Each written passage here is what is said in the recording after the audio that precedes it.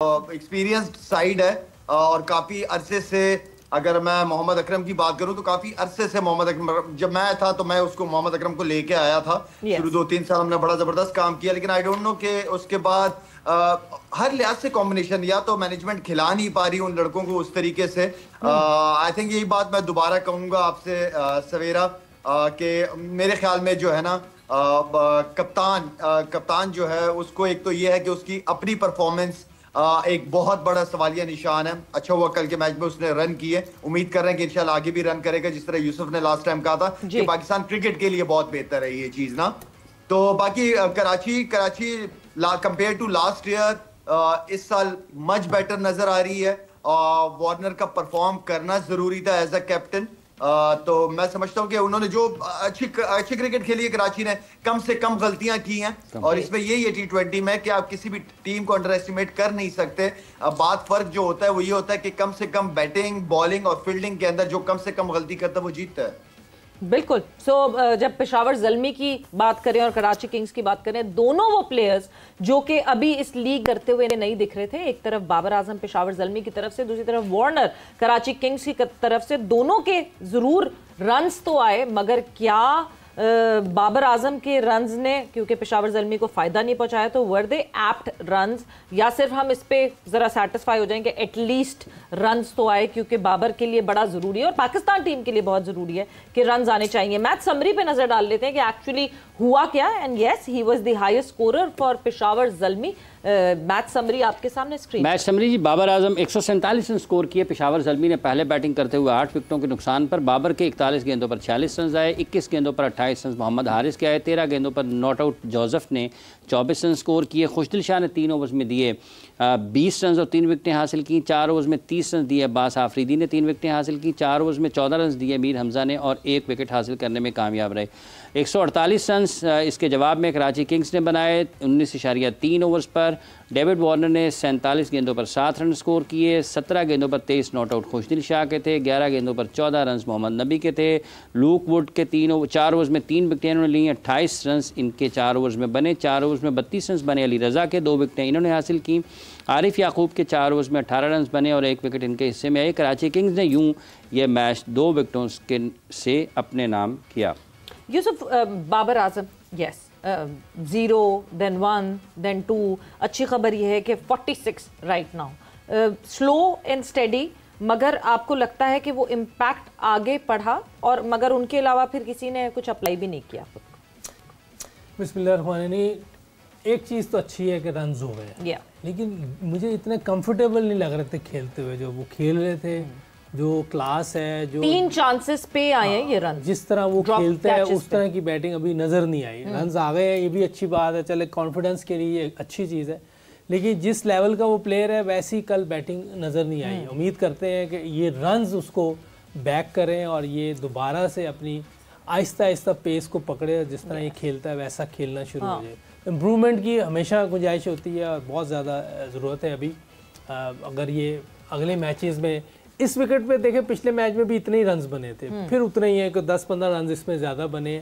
شاید وکٹ میں بھی کوئی ایسی چیز ہے جو ان کو الاؤ نہیں کر رہی زیادہ رنز کرنے کے لیے. یہ وہ آسٹریلیا والی مٹی ہے جو رمیش راجہ نے منگوائی تھی. رمیش راجہ صاحب نے جو آسٹریلیا سے مٹی منگوائی تھی, یہ وہ مٹی ہے جو کہ اس وقت ٹیسٹ کرکٹ کی طرح بہیو کر رہی ہے. ہاں, یہ تو پہلے جو ون ڈے ہوا تھا یہاں 234 چیز ہو گیا تھا T20 میں, تو وہ والی وکٹ استعمال کر لینا. یہ لو سکورنگ T20 میں تو پھر وہ بولر اچھے لگنے لگ پڑتے ہیں, ہمیں عادت پڑی بیٹسمین اچھے لگے, تو یہ بولرز کی لاٹری تو ہے اس میں, کوئی شک نہیں. ان کو ایک ڈس ایڈوانٹیج بھی ہو رہا ہے کہ ان کا جوزف صحیح بالنگ نہیں کر رہا ہے. اسی میچ میں بھی اس سے بالنگ اچھی نہیں ہو پا رہی, بیٹنگ وہ اچھی کر گیا, بٹ پورا کوٹا کروا رہے ہیں بابر اعظم ان سے, کیونکہ پچھلے میچ میں یو ٹاک اباؤٹ حسین طلعت نے بہت اچھی بولنگ کی تھی, بیچ میں آ کے بریک لگایا تھا, سب کو رنز پڑ رہے تھے. حسین طلعت کو 1 اوور میں آ کے 5 رنز صرف انہوں نے کنسیڈ کیے تھے, اینڈ دین ان کو پھر سے اوور نہیں کروایا گیا تھا. ایگزیکٹلی یہی کل کیا. اگر میں کیپٹنسی کی بات کروں, حسین سے بالنگ نہیں کروائی,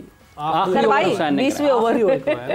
ہو سکتا ہے کل اس کو مڈل میں کہیں کرواتے ہیں نا, کہ وکٹ ایسی تھی یہ شاید زیادہ تنگ کرتا, کیونکہ سلو ہے, اس میں وکٹ تھوڑا 19-20 کھیلی تھی, شاید یہ اور تنگ کرتا ان کو.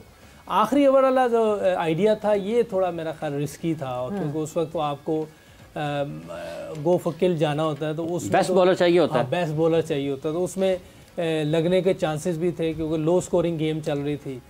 मेरा ख्याल है कि थोड़ा सा मिस हो गया इनसे, इनकी जो कैलकुलेशन है वो मिस कर गए, ये कि आखिरी ओवर किसको करवाना था वो शायद पहले फिनिश करना चाह रहे थे, इस वजह से शायद उसको पहले ओवर नहीं दिया, आखिरी पे ले गए। तो बाज़ का ये कैलकुलेशन काम कर जाती है, बाज़ का नहीं करती।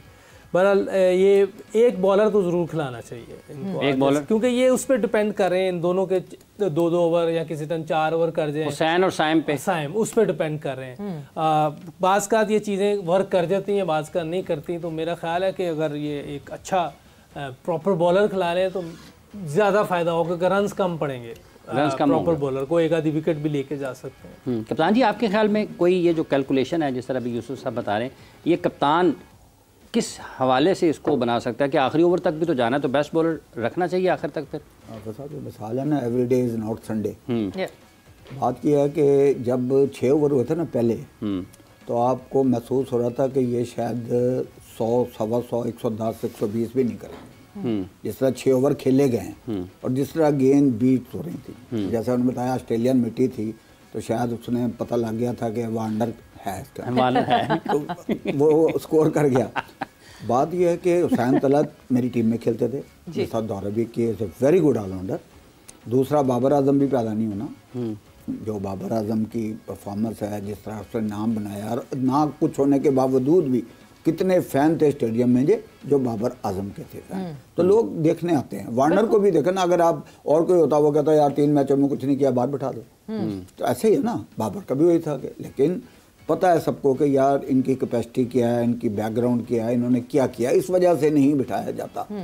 तो वो उस वक्त जो मेरी फीलिंग है कि रन्स हुए पहले तो 147-48 तक पहुंच गए, उसके बाद बाबर को पक्का ये सोचना चाहिए था, वो भी खा सकता है। ये नहीं कह सकते आप 20 में, ये नहीं कह सकते कि यार उसने लास्ट में आपने अच्छा ही करना था हुआ, लेकिन जैसे उनकी शुरू में विकेटें गिरी हैं, जिस तरह के वो आउट हो गए हैं। हुसैन तलत देखे जो भी क्रिकेट हो ना, एक आधा ओवर कई दफ़ा होता है कि आप बहुत ही अच्छे हो, हमने भी खिलाई है, कप्तानी भी की है इतना अर्सा, तो हमें ही पता होता था कि यार ये बॉलर को बचा के रखो पहले ओवर से ही, कि यार लास्ट कौन सा करा रहा है। और उस मैच में तो वो खुला ही नहीं था। हुसैन तलत ने आगे 1, 2, 3, 4 ओवर भी नहीं किए थे, एक आधा किया होता ना, एक आधा भी किया होता तो पहला ओवर ही किया, उसको पिच की पता हो, वो पहले 2-3 हाँ जी 2 गेंदों में वो देखता ही रहा।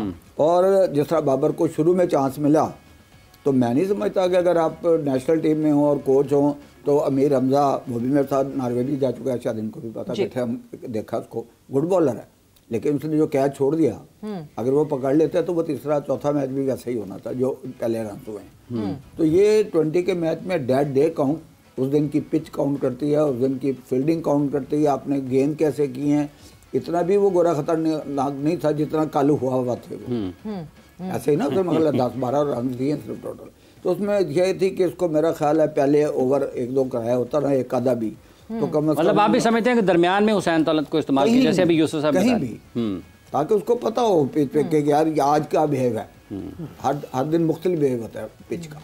मुझे लगता है ट्रस्ट, एक कैप्टन का ट्रस्ट बहुत ज्यादा मैटर करता है, और लाला हुसैन तलत पे शायद उस तरह ट्रस्ट नहीं है बाबर आजम का, बिकॉज जिस तरह मैंने पिछले मैच का भी आपको वो एग्जांपल दी है कि मिडिल में आके सबको रन्स पड़ रहे थे, मिडिल में आके हुसैन ने इतना अच्छा ओवर किया, इतना इकोनॉमिकल ओवर किया, और उसके बाद फिर हुसैन को वापस बॉल ही नहीं दी गई।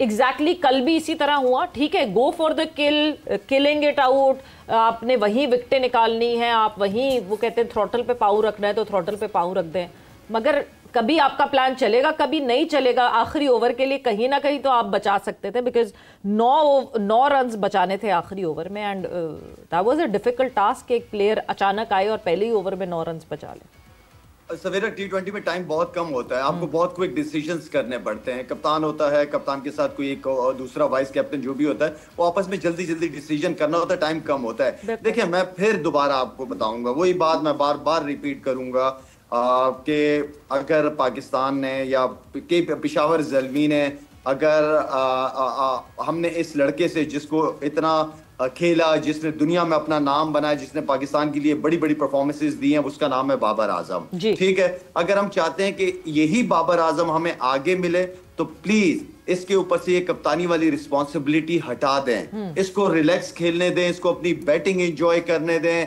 अपनी खूबसूरत इनिंग, खूबसूरत शॉटें दिखाने दें, इसके ऊपर जिम्मेदारी वाला काम ना डालें। एज अ कैप्टन ये केपीके ने, पेशावर ज़ल्मी ने बहुत गंदा डिसीजन लिया है। मैंने शुरू में भी कहा था किसी यंग लड़के को, साइम अयूब को डेवलप कर सकते थे T20 फॉर्मेट के लिए, उसको देते जिम्मेदारी तो सब अप्रिशिएट भी करते पेशावर ज़ल्मी की टीम को कि यार नहीं, यंग लड़के को बनाया है कप्तान फ्यूचर देखते हुए। बाबर ने 4-4.5 साल कप्तानी खुल के की है, कोई तलवार नहीं लटकी थी, उसने एंजॉय किया कप्तानी को, काम किया सारा कुछ। लेकिन एक वक्त आ जाता है कि प्लेयर को कप्तानी से हटा के, तो विराट कोहली की मिसाल भी सामने है ना, बाकी प्लेयरों की मिसाल भी सामने है। उसके बाद देखे जब उनको कप्तानी से हटाया, वो आते हैं अपनी बैटिंग एंजॉय करते हैं, घर जाते हैं लाइफ को एंजॉय करते हैं। तो बाबर को कम कप्तानी वाली जिम्मेदारी, मैं समझता हूं कि ये उसकी स्टेज नहीं है, उसको रिलैक्स छोड़ें, खुला छोड़ें, ताकि वो अपनी बैटिंग एंजॉय करे और हमें एंजॉय करवाए। दूसरा साहब, जैसे आप बात कर रहे हैं बाबर की बैटिंग को लेकर, ये जो एक और नुक्ता नज़र है जिस तरह से शाहिद साहब ने कप्तानी का हवाला दिया, आपको लगता है कि जो उसकी टेक्निकल साइड है या जैसे उसको आज़ादाना बैटिंग को एंजॉय करने वाला मामला है, ये अगर उस इजाफी जिम्मेदारी नहीं होगी तो, अगर जब भी आप चंद दिन पहले आपने कहा कि अब मेंटल साइड भी उसकी उसमें इन्वॉल्व हो गई है, तो ये फ़र्क पड़ सकता है और ये पाकिस्तान के लिए बेहतर है? जी बिल्कुल फ़र्क पड़ सकता है, क्योंकि मैंने उस दिन भी कहा था कि मेंटल वाला लेवल भी अब वो आ गया है ना, वो भी है, क्योंकि जो बैटिंग कर रहा था उसमें नज़र आ रही थी चीज़ें कि दोनों तरफ से मुश्किल हुई है, टेक्निक से भी और मेंटल इशू भी है। क्योंकि जिस तरह की भी विकेट हो, जिस तरह वो खेल रहा था वो मज़ा नहीं आ रहा था। तो कोई ना कोई बात ज़रूर है दिमाग में भी और टेक्निक में तो है ही है, मेंटली जो है वो हमें अंदर नहीं है, लेकिन नज़र आ रहा है कि कोई ना कोई प्रॉब्लम है। उसको शॉट सिलेक्शन में प्रॉब्लम हो रही है कि किस टाइम किस शॉट को कहाँ खेलना है, ये भी नज़र आ रहा है। तो ये एक एक्स्ट्रा बर्डन तो ज़रूर होता है कैप्टनसी का। तो अगर तो लाला ठीक कह रहा है, अगर वो इसको चेंज कर लें और किसी दूसरे को दे दे तो कप्तानी का कोई मैटर नहीं होता है। कैप्टनसी का मैटर आता है एवरेज प्लेयर्स के लिए, ग्रेट प्लेयर्स को ये फ़र्क नहीं पड़ता। सचिन तेंदुलकर ने छोड़ दी उसको, वैसे ही खेल रहा था। वसीम भाई को कई दफ़ा उन्होंने हटाया, फिर आए, वो अपनी जब बॉलिंग कर रहे थे तो उनको कोई फर्क नहीं पड़ रहा था। इवन और भी कई ब्रायन लारा भी, बट ये कैप्टनसी की बात हुई है। बट जब पेशावर ज़ल्मी की अगर जीत की और बेहतरी की बात करें तो आपको लगता है कि क्या साइम के साथ मिच ओवन ओपन करें तो बेहतर है, वो ओपनिंग स्टैंड ऐसा मिले? बिकॉज ड्राफ्ट में ये कहा गया, इनफैक्ट बाबर आजम ने खुद कहा कि मिच ओवन को बीपीएल की परफॉर्मेंस पे पिक किया है और बीपीएल में वो ओपन करते थे।